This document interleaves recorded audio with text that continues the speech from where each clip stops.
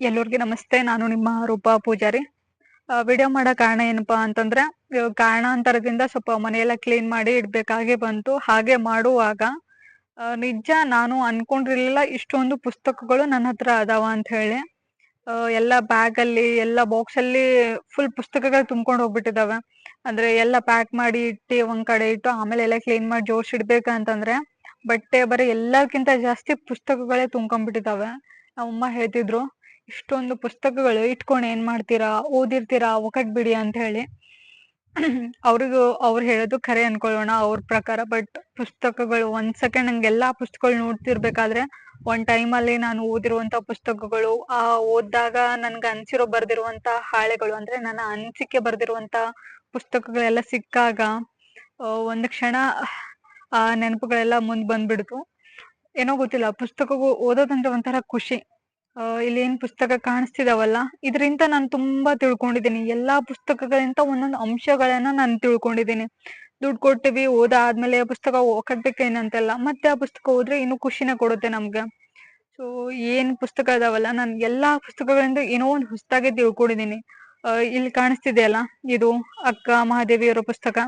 ಇದೇ ನೋಡಿ ನಾನು ಇಷ್ಟೊಂದು ಪುಸ್ತಕ ಓದುವಂತ ಆಸೆ ಹುಡ್ಸಿರುವಂತ ಪುಸ್ತಕ ಈ ಅಕ್ಕ ಮಹಾದೇವಿ ಅವರ ಜೀವನ ಚರಿತ್ರೆ. ಅದು ಹೆಂಗೆ ಅಂತಂದ್ರೆ, ಒಂದು ಸ್ಮಾಲ್ ಸ್ಟೋರಿ ಐತಿನ್ ಕೇಳಿ. ನಂದು ಮೊಬೈಲ್ ಚಾರ್ಜಿಂಗ್ ಹಚ್ಚಿದೆ. ನಾರ್ಮಲ್ ಆಗಿ ಯಾರೇ ಫೋನ್ ಚಾರ್ಜಿಂಗ್ ಹಚ್ಚಿದೆ ಹೊರಗಡೆ ಅಥವಾ ಮಮ್ಮಿ ಪಪ್ಪನ ಹತ್ರ ಅಲ್ಲೆಲ್ಲ ಹೋಗ್ತಾರೆ. ಸೊ ನಾನು ಹಾಗೆ ಟೇಬಲ್ ಮೇಲೆ ಕೂತ್ಕೊಂಡಿದ್ದೆ. ಹಾಗೆ ಕೂತ್ಕೊಂಡಾಗ ನನ್ನ ಟೇಬಲ್ ಮೇಲೆ ಈ ಅಕ್ಕ ಮಹಾದೇವಿಯರ ಪುಸ್ತಕ ಇತ್ತು. ನಮ್ಮನೇಲಿ ಕೂಡ ಅಕ್ಕ ಅಣ್ಣ ಓದ್ತಾರೆ. ಸೊ ಈ ಪುಸ್ತಕ ಯಾವ್ದೋ ಒಂದ್ ಕಾಣ್ಲಿಂತ ಅವ್ರು ಯಾರೋ ತಂದಿರ್ಬೋದು, ಟೇಬಲ್ ಮೇಲೆ ಇತ್ತು. ಸೊ ಏನ್ ಮಾಡಿದೆ, ಚಾರ್ಜಿಂಗ್ ಹಚ್ಚಿದೆಯಲ್ಲ ಹಂಗಸ್ಮಟ ಓದ್ರಾಯ್ತು ಅಂತ ಹೇಳಿ ಓದಕ್ ಸ್ಟಾರ್ಟ್ ಮಾಡ್ದೆ. ತುಂಬಾ ಚಿಕ್ಕದು ಬುಕ್ಕ, 10 ರೂಪಾಯಿದು. ಸೊ ಸ್ಟಾರ್ಟ್ ಮಾಡಿ ಒಂದ್ 2 ಪೇಜ್ ಓದಿದ್ದೆ. ಅಕ್ಕ ಮಹಾದೇವರದು ಬಾಲ್ಯದ ಜೀವನ, ಅಂದ್ರೆ ಅವರು ಏನೇನ್ ಮಾಡ್ತಿದ್ರು, ಅವ್ರ ದೇವ್ರ ಮೇಲೆ ಎಷ್ಟು ಭಕ್ತಿ ಇತ್ತು, ಅವರು ತಂದೆ ತಾಯಿಗೆ ಎಷ್ಟು ಶ್ರದ್ಧೆಯಿಂದ ಅವರು ಮಾತುಗಳನ್ನ ಪಾಲಿಸಿ, ಎಲ್ಲಾ ತರದ್ದು ನೀಟಾಗಿ ಅವ್ರದ್ದು ಒಂದು ಸ್ಟೋರಿ ಇತ್ತು. ಅದು ಏನೋ ಕಾರಣಾಂತರದಿಂದ ಮಧ್ಯಕ್ಕೆ ಬಿಟ್ಟು ಹೋಗ್ಬೇಕಾಗಿ ಬಂತು. ಹಾಗೆ ಪುಸ್ತಕನ ಅರ್ಧಕ್ಕೆ ಬಿಟ್ಟು ಹೋದಾಗ ತಲೆಯಲ್ಲಿ ಫುಲ್ ಏನ್ ಉಡ್ತಿತ್ತು ಅಂತಂದ್ರೆ, ನೆಕ್ಸ್ಟ್ ಸ್ಟೋರಿ ಏನಾಯ್ತು, ನೆಕ್ಸ್ಟ್ ಅಕ್ಕ ಮದುವೆಯವ್ರದ್ದು ಜೀವನದಲ್ಲಿ ಏನಾಯ್ತು, ಫುಲ್ ಅದೇ ತಿಳ್ಕೊಬೇಕು ಅಂತ ಅನ್ಸಕ್ ಸ್ಟಾರ್ಟ್ ಮಾಡ್ತು. ಮತ್ತೆ ಒಂದ್ ಸ್ವಲ್ಪ ಹೊತ್ತು ಬಿಟ್ಟು ಮತ್ತೆ ಆ ಪುಸ್ತಕ ಬಂದು ಓದಿದ್ದೆ. ಫುಲ್ ಕಂಪ್ಲೀಟ್ ಆಗಿ ಪುಸ್ತಕ ಮುಗಿಸ್ದೆ. ಆಗ ಒಂಥರ ಮನ್ಸಿಗೆ ಸಮಾಧಾನ ಅನ್ಸಕ್ ಸ್ಟಾರ್ಟ್ ಆಗ್ತು. ಅದೇನ್ ಗೊತ್ತಾ, ನನ್ಗೆ ಅವತ್ತೇ ಅನಿಸ್ಬಿಡ್ತು, ಓಕೆ ಪುಸ್ತಕ ಓದೋದ್ರಲ್ಲೂ ಈ ತರ ಹಂಬಲಿಗಿರುತ್ತ ಅಂತ ಹೇಳಿ. ಒಂದ್ ಟೈಮ್ ಅಲ್ಲಿ ಯಾವ್ದಾದ್ರು ಮೂವಿ ಅರ್ಧಕ್ಕೆ ನೋಡಿದಾಗ ಒಂದ್ ಅಡ್ವರ್ಟೈಸ್ ಬಿತ್ತು ಅಂದ್ರೆ ಮತ್ತೆ ನಾನು ಜಲ್ದಿ ಬರ್ಲಿಲ್ಲ ಅಂತಂದ್ರೆ ಹೆಂಗ್ ಫೀಲ್ ಆಗ್ತಿತ್ತು, ಅದ್ರದ್ದು 2 ಪಟ್ಟಷ್ಟು ಈ ಅಕ್ಕ ಮಹಾದೇವ್ರ ಸ್ಟೋರಿ ನನ್ಗೆ ಹಂಗೆ ಮಾಡಿತ್ತು. ಅರ್ಧಕ್ಕೆ ಬಿಟ್ಟು ಹಂಗೆ ಹೋಗ್ಬಿಟ್ಟೆ ಕಾರಣಾಂತರದಿಂದ. ಅವಾಗ ಮತ್ತ ಅದ್ರದ್ದೇ ಸ್ಟೋರಿ ತಲೆಯಲ್ಲಿ ಏನಾಯ್ತು ಏನಾಯ್ತು ಏನಾಯ್ತು ನೆಕ್ಸ್ಟ್ ಅಂತೇಳಿ. ಸೊ ನನ್ಗೆ ಪುಸ್ತಕ ಓದುವಂತ ಹಂಬಲ ಮೂಡ್ಸಿರುವಂತ ಪುಸ್ತಕ ಅಂತಂದ್ರೆ ಅದು ಅಕ್ಕ ಮಹಾದೇವಿ ಅವರ ಜೀವನ ಚರಿತ್ರೆ ಪುಸ್ತಕನೇ ಆಗಿದೆ. ಅದು ಓದ್ ನಂತರ ನಾನು ಒಂದೊಂದಾಗೆ ಪುಸ್ತಕಗಳನ್ನ ಓದಕ್ ಸ್ಟಾರ್ಟ್ ಮಾಡಿದೆ. ಸಣ್ಣ ಸಣ್ಣ ಪುಸ್ತಕಗಳು. ಸ್ಟಾರ್ಟಿಂಗ್ ಏನ್ ಮಾಡ್ತಿದ್ದೆ ಅಂದ್ರೆ, ದುಡ್ಡು ಕೊಟ್ಟು ಪುಸ್ತಕಗಳನ್ನ ತಗೋತಿರ್ಲಿಲ್ಲ. ಗೋರ್ಮೆಂಟ್ ಗ್ರಂಥಾಲಯ ಪುಸ್ತಕಗಳು ಇರ್ತಾವಲ್ಲ, ಅಲ್ಲಿ ಹೋಗಿ ಅಲ್ಲಿ ರಿಜಿಸ್ಟರ್ ಮಾಡಿ ಪುಸ್ತಕಗಳನ್ನ ತಂದು ಓದ್ತಿದ್ದೆ. ಆಮೇಲೆ ಏನಾಯ್ತು ಅಂತಂದ್ರೆ, ಓದಿರೋ ಪುಸ್ತಕನು ನನ್ನ ಹತ್ರನೇ ಇರ್ಬೇಕು, ಮತ್ತೆ 15 ದಿನ ಆಗಲ್ಲ ಲೈಬ್ರರಿಗೆ ವಾಪಸ್ ಕೊಡ್ಬೇಕಲ್ಲ ಅನ್ನೋ ಒಂದು ಬೇಜಾರ ಸ್ಟಾರ್ಟ್ ಆಯ್ತು. ಆಗ ಏನ್ ಮಾಡ್ದೆ ಅಂತಂದ್ರೆ, ಒಂದಷ್ಟು ಮನೇಲಿ ಕೊಟ್ಟಿರೋ ಹಣನ ಅಥವಾ ಒಂದಷ್ಟು ನನ್ನ ಹತ್ರ ಇರೋ ಎಲ್ಲ ಜೋಡ್ಸಿಟ್ಟು ಸೊ ಪುಸ್ತಕವನ್ನ ನಾನು ಸ್ವಂತದಾಗಿ ಖರೀದಿ ಮಾಡಿ ತಗೊಳಕ್ ಸ್ಟಾರ್ಟ್ ಮಾಡಿದೆ.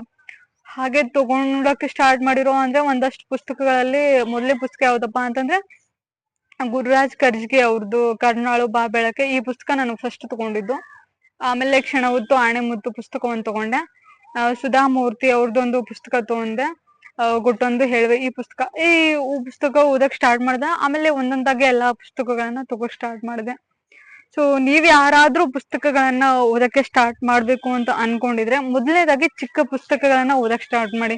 ಚಿಕ್ಕದು ಅಂತಂದ್ರೆ ಒಂದು 10 ರೂಪಾಯಿದು 100 ರೂಪಾಯಿದು ಪುಸ್ತಕ ಯಾವ್ದಿರ್ತೋ ಸಣ್ಣ ಸಣ್ಣ ಪುಸ್ತಕಗಳನ್ನ ಓದಕ್ ಸ್ಟಾರ್ಟ್ ಮಾಡಿ. ಆಸಕ್ತಿ ಬರಿಸುತ್ತೆ ಅಂದ್ರೆ ಪುಸ್ತಕ ಓದೋದು ಅಂತ. ಆಮೇಲೆ ಏನ್ ಮಾಡ್ತೀನಿ ಅಂದ್ರೆ, ದೊಡ್ಡ ಪುಸ್ತಕಗಳನ್ನ ಓದಿ ಅಂತ ಇದೀನಿ. ಫಸ್ಟ್ಗೆ ದೊಡ್ಡದಾಗ ತಗೊಂಡ್ರು ಕೂಡ ಫಸ್ಟ್ಗೆ ಆಸೆ ಇರುತ್ತೆ, ಆಮೇಲೆ ತುಂಬಾ ಅಂದ್ರೆ ತುಂಬಾ ದೊಡ್ಡದಾಗಿರೋದ್ರಿಂದ ನಮ್ಗೆ ಏನನ್ಸುತ್ತೆ, ಬೇಸರ ಆಗ್ಬಿಡುತ್ತೆ.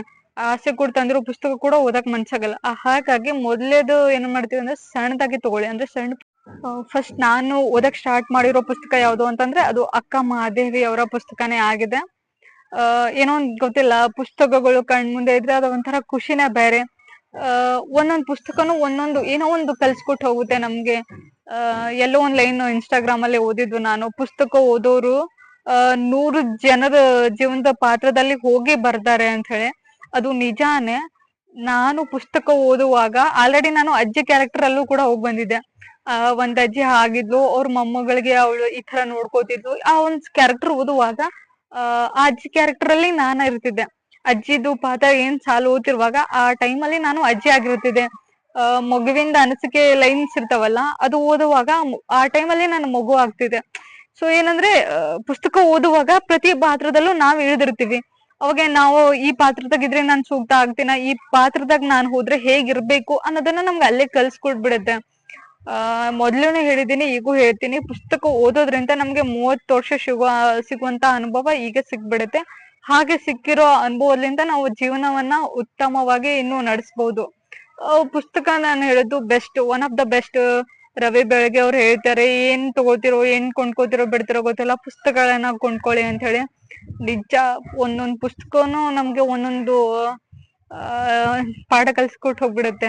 ಏನು ಹೇಳ್ತಾರಲ್ಲ, ಜೀವನದಲ್ಲಿ ಒಬ್ಬ ಗೆಳೆಯ ಬಂದು ಒಬ್ಬೊಬ್ಬರು ಒಂದೊಂದು ನಮ್ಗೆ ಒಂದು ಘಟನೆ ಏನೋ ಒಂದು ನೋವು ಮಾಡಿ ಹೋಗ್ತಾರೆ, ಅಥವಾ ಏನೋ ಒಂದು ಹೇಳ್ಕೊಟ್ಟು ತಿಳಿಸ್ಕೊಟ್ಟು ಹೋಗ್ತಾರೆ ಅಂತೇಳಿ.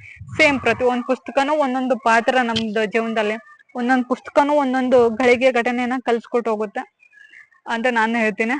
ಓಕೆ, ಇಲ್ಲಿ ನೋಡಿ, ಇದು ನನ್ನ ಮಿನಿ ಲೈಬ್ರರಿ ಅಂದ್ರೆ ಮನೆಯಲ್ಲಿ ಹೆಚ್ಚಾಗಿ ಎಲ್ಲ ಒಂದಷ್ಟು ಹಳೆ ಪುಸ್ತಕಗಳು, ಸುಮಾರು ಒಂದ್ 3-4 ವರ್ಷದ ಹಿಂದಿನ ಪುಸ್ತಕಗಳು ಅಂತ ಹೇಳ್ಬೋದು. ಇವೆಲ್ಲ ಒಂದಷ್ಟು ಒಟ್ಟು ಗೂಡ್ಸಿ ಎಲ್ಲ ಮಾಡಿರೋದು. ಒಂದಷ್ಟು ನನ್ನ ಪುಸ್ತಕದ ಕಾರ್ಯಕ್ರಮದಲ್ಲಿ ನನ್ಗೆ ಕೊಟ್ಟಿರುವಂತ ಉಡುಗೊರೆ ಕೂಡ ಇಲ್ಲಿದಾವೆ. ಇನ್ನೊಂದಿಷ್ಟು ನಾನೇ ಕೈಯಾರೆ ಮಾಡಿರುವಂತದ್ದು. ಒಟ್ನಲ್ಲಿ ನನ್ಗೆ ಒಂಥರ ಬುಕ್ಸ್ ನನ್ ಕಣ್ಮುಂದೆ ಇದ್ರೆ ಒಂಥರ ಖುಷಿ ನನ್ಗೆ. ನಿಮ್ಗೆ ಹೆಂಗೋ ಗೊತ್ತಿಲ್ಲ, ನನ್ಗೆ ಪುಸ್ತಕ ಅಂದ್ರೆ ಒಂಥರ ಇಷ್ಟ. ನಾನ್ ದಿನ ಓದ್ತೀನಲ್ಲ ಗೊತ್ತಿಲ್ಲ, ದಿನಕ್ಕೆ ಒಂದ್ಸಲ ಆದ್ರೂ ಎಲ್ಲಾದ್ರೂ ನೋಡ್ಬಿಡ್ತೀನಿ. ಫುಲ್ ಒಂದ್ ಬುಕ್ ನ ಕಂಪ್ಲೀಟ್ ಆಗೇ ಮಾಡ್ಬೇಕಂತೇನಿಲ್ಲ, ದಿನಕ್ಕೆ ಒಂದ್ ಲೈನ್ ಓದಿದ್ರೆ ಸಾಕು, ಆಯ್ತಾ. ಇದು ನನ್ನ ಲೈಬ್ರರಿ ಅಂತ ಹೇಳ್ತೇನೆ, ಮಿನಿ ಲೈಬ್ರರಿ. ಇದಕ್ಕೆಲ್ಲ ನಿಮ್ದು ಆಶೀರ್ವಾದ ಇರ್ಲಿ. ನನ್ನ ಮುಂದಿನ ಪುಸ್ತಕ ಕೂಡ ಸದ್ಯದಲ್ಲೇ ಬರುತ್ತೆ. ಥ್ಯಾಂಕ್ ಯು ಸೋ ಮಚ್ ಎಲ್ಲರಿಗೂ.